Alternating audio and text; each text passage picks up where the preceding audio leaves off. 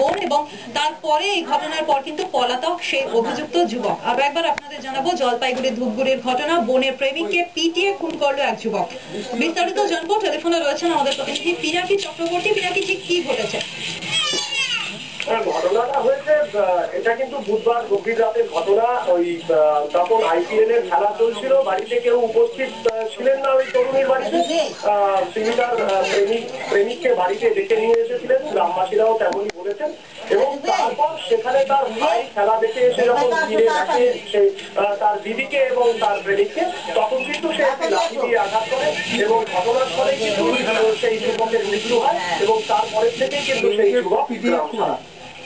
এখনো পর্যন্ত কি জানা যাচ্ছে পলাতক রয়েছেন সেই যুবক যে তার বোনের প্রেমিককে খুন করেছেন? এখনো পর্যন্ত তার কোনো সূত্র মিলেছে? পুলিশ সূত্রে কিছু জানা যাচ্ছে না, এখনো পুলিশের পক্ষ থেকে অনুসন্ধান চালানো হচ্ছে, কিন্তু সেই যুবককে ধরা সম্ভব হয়নি। ইতিমধ্যে যে ঘটনাটা ঘটেছে, যে প্রেমিকা যে তরুণী রয়েছেন, যার ফলে গ্রামের সামাজিক কারণে একটা প্রচন্ড শোকের ছায়া নেমে এসেছে। শ্রেয়া, ধন্যবাদ পিনাকি। পিনাকি চক্রবর্তী আমাদের প্রতিনিধি, টেলিফোনে ছিলেন আমাদের সঙ্গে। জলপাইগুড়ির ধূপগুড়ির ঘটনা, বোনের প্রেমিককে পিটিয়ে খুন করলো এক যুবক এবং এই খবর শোনার পর আত্মঘাতী হয়েছেন সেই বোনও পলাতক অভিযুক্ত যুবক। গোটা ঘটনার তদন্তে নেমেছে পুলিশ।